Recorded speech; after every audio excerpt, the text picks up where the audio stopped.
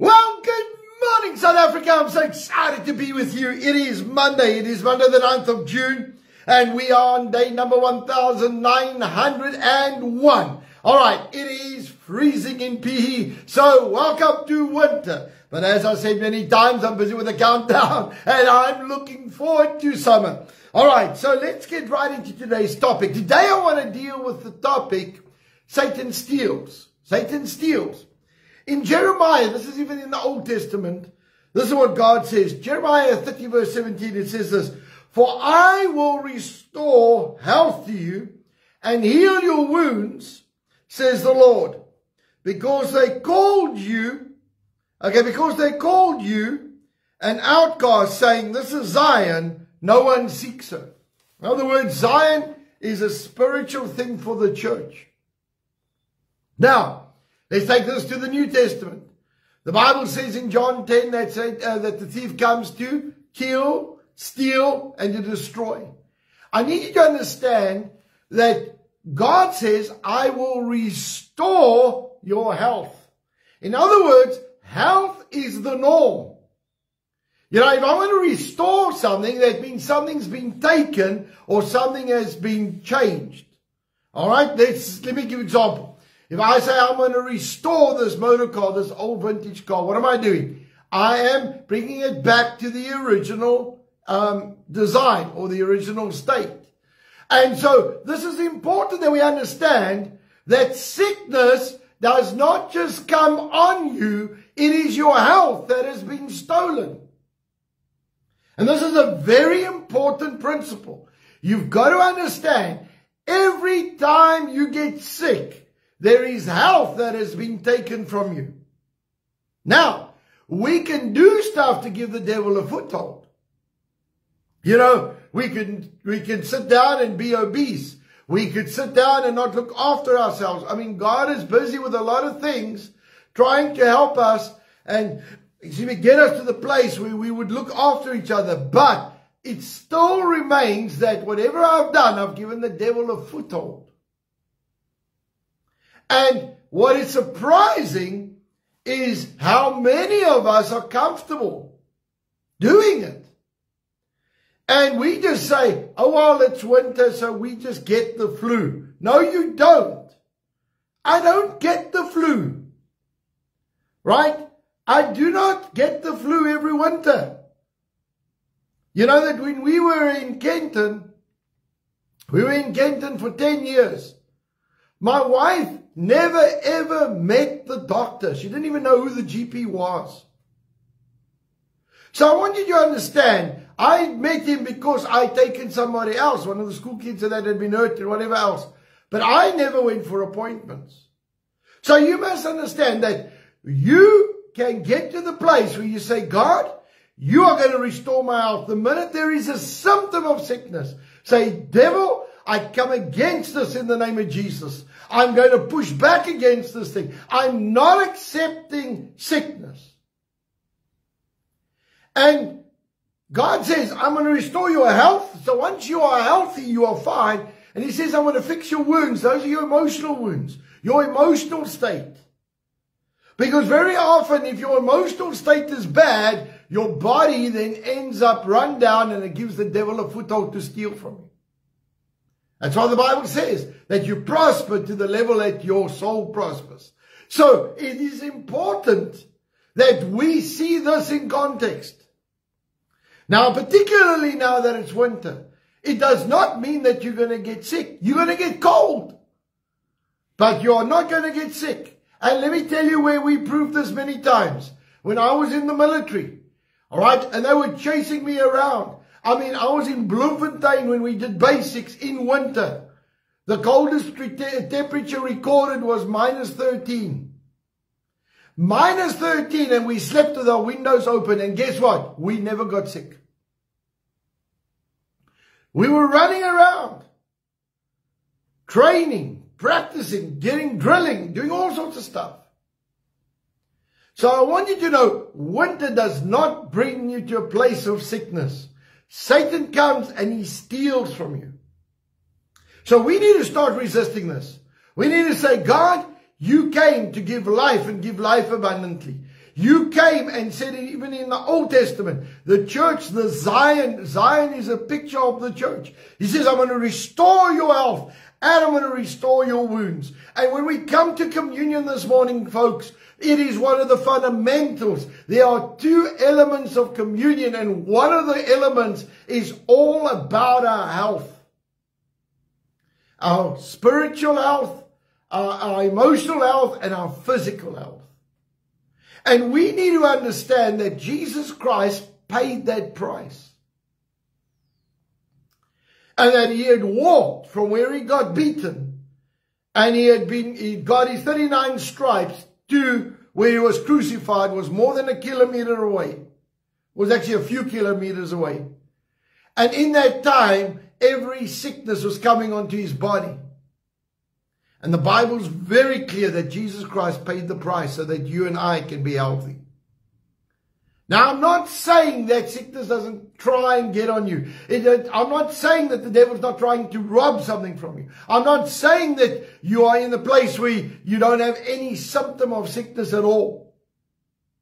Okay? There are people that struggle with this stuff, and so we need to start building our faith and resist those symptoms. And sometimes they're inherited. You know, sometimes you get it from your family line. I understand that. But it doesn't mean that it has to be passed on. It doesn't mean that I have to continue suffering because, just because my folks had it and everybody else had it in my family. Doesn't mean that I have to have it. So my question to you this morning is this. Are you prepared to start resisting the devil's plan over your life? Are you going to start saying, God, you paid for this. I'm going to stand on your word. And when the devil has tried this, I'm going to push back in Jesus' name. Because God wants to bring us to the place of liberty. He wants us in the place of freedom in Jesus' name. Because Satan's come to steal from you. And I'm not going to let him do that. Okay. All right. I've just... okay, I'll deal with that in a few minutes. Right. Let's get into communion. On the night that Jesus was betrayed, he took bread and broke it. And he said, this is my body that was broken for you. Take in remembrance of me. He took the cup and he said, this is my blood that was shed for you. Take in remembrance of me. Now, why would he say, take in remembrance of me? He's saying this. Remember the covenant. Remember the price that was paid. You don't have to go through this suffering. All right? You don't have to go through this pain. Remember that I've paid the price so that you can be healed. You can be restored. And when the devil's tried to steal from you, you can get back in Jesus' mighty name. And so as we take of the elements right now, let us remember what Jesus Christ has done. And let us stand for our healing and push back any symptom of sickness in Jesus' mighty name. Amen. Let's pray. Father, right now in the name of Jesus, we come before you. And Lord, I ask you please to forgive us of any wrongdoing in the name of Jesus Christ. Lord, I pray for a supernatural move of your Spirit. I thank you, Lord, for the power of God. I thank you for the anointing of God. I thank you, Lord, that we will remember the covenant. I ask you, Lord, to minister to us as we take of the elements. And Lord, that we will remember what you paid for. And Lord, we call that miracle into our lives of restoration. In Jesus' mighty name. And everybody said, amen and amen. Let's partake together.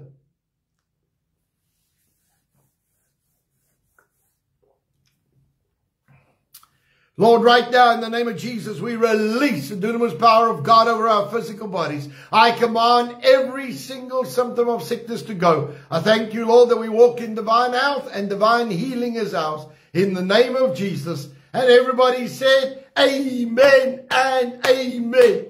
Well, folks, it's a wonderful, wonderful start to the week. Amen. We are trusting God for our healing. We are believing God for supernatural health. And we are going to do what God has called us to do. Amen. Right. I see that it's Pam's birthday today. All right. Well, happy birthday, Pam. I see that you are 75 years old. Well done.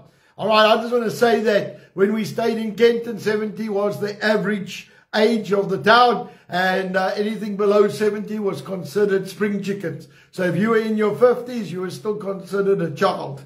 Amen. I like that. I liked it a lot. Those 70-year-old guys, man, they were fit. We had a 99-year-old that used to still walk, I think about 5 kilos a day, and she used to go and walk by herself.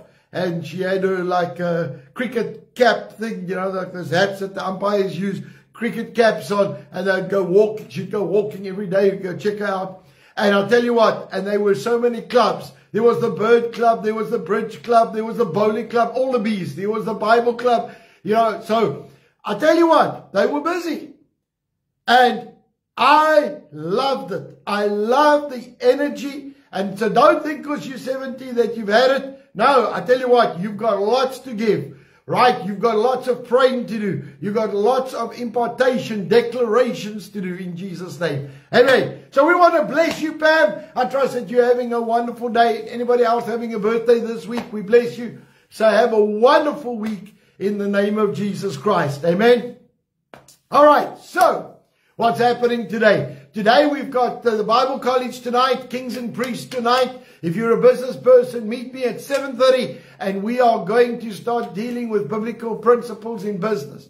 All right, we've been doing this for a while, and if you want to grow and you want to apply the principles, then get ready because tonight is your night. Okay, so I'm going to be ready with that. And just pray, because I've been seeking God. I've been praying. I've been fasting. I've been saying, God, let this nation wake up and give us strategy for this nation. I want to say it is early, and we keep saying this. We have got a fire conference in Pretoria. Please book your spot.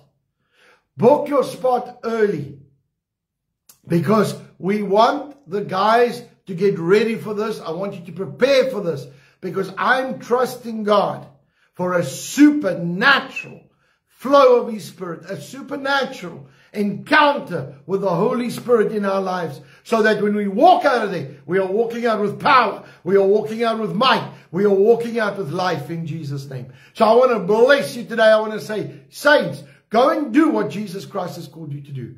Go and be a blessing. Go and allow the Spirit of God to saturate you, so that you walk as a fireball wherever you go, and go and do everything that God has called you to do. Amen. So I want to say later in the month, we are piling up with a lot of meetings. All right. So please, we're going to put out a calendar thing this week.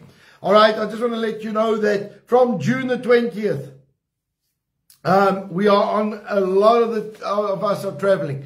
All right. So please get ready for that, because it's going to be absolutely wonderful. And I'm believing God that God is going to stir us up, and get us going in the name of Jesus. Amen. Right, let's get to prayer. Father, right now in the name of Jesus, we come before you. Lord, we pray for our nation this morning. We thank you, Lord, for the plan, purpose, and destiny of South Africa. Thank you for every prophetic word. Thank you for every intercessor. Lord, I pray particularly for the intercessors today. Lord, those that have been carrying this nation for so many years. Lord, I pray that they will not be weary. They will not grow tired. But God, they will keep the energy, the excitement, and the tenacity that they've had and shown. Father, I pray right now that we will see the power of God be made manifest in our nation. Lord, I pray that we will see God's hand come to pass in our nation. Lord, everything that you have promised us, Lord, we petition you today. And Lord, I thank you that our businesses are prosperous. Lord, that we go against anything that the economy is showing. But Lord, that we are blessed because we serve you, we trust you, and we call on your name. Father, I thank you, Lord, for every Christian who is calling on the name of the Lord this morning. I thank you, God, that we will see the hand of God move, the blessing of God move, the prosperity of God move in this nation. And Lord, I pray that we will be on fire. We will hear your voice. We will be obedient. And we will do what you're calling us to do in the name of Jesus Christ.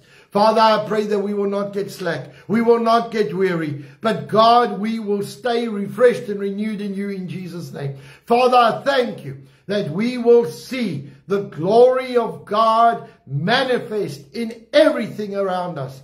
Lord, that when we walk into a place, we bring the power and the glory with us. And we bring the authority with us in Jesus' name. Father, I pray right now that our businesses are prosperous because we are building the altars. Lord, I pray for the farmers today. I thank you, Lord, that our farmers are prosperous. The farms are prosperous. I come against the drought areas. I speak rain over those areas in Jesus' name. Lord, I thank you for a supernatural move of your Spirit across this nation from one side to the other. Thank you, Lord, that you are moving. Thank you, Lord, that you are prospering us. And Lord, that we will give you all the praise and the glory in Jesus' mighty name. Lord, we pray for the peace of Jerusalem. We pray for the blessing of Israel. And I thank you, Lord, that you are going to do something supernatural with Israel and through Israel in Jesus' name. And everybody said, amen and amen. Well, folks, before you run, I want to just remind you that we've got the Israel tour in March. All right, it is a 12-day tour. I know that it's a bit pricey, but I tell you what, you only have to do it once. It is going to be such a phenomenal impartation. I've been testing it out with those that were on the last tour. I said, what can we cut out? What can we reduce? And there's not anything that we can reduce. So I'm telling you early, go and book your spot now. Right? I'm trusting God for an awesome tour, because every time we do that, I give as much as I physically can so that you can grow, so that you can be empowered, so that you can have a foundation of note. All right? So if you have the means, I want to ask you, sponsor somebody. All right? Sponsor them. Get them there, because I promise you their lives will never be the same again. Their lives will never, ever be the same again. That foundation that's deposited in them will change forever. All right? It changes their lives. So I want to encourage you. All right? So get all of us, believers at Father's Heart, if you are interested in the Israel tour. I bless you. I commend you. And I say, come, let's go and have a spiritual encounter. All right? Where Jesus Christ walked. Amen. So I bless you. And so from my side, have a wonderful day. We bless you. And we just are so excited about what God is going to do in your life. Amen. So I'm going to see you soon. And remember that we are praying for you. I love you lots. Bye-bye.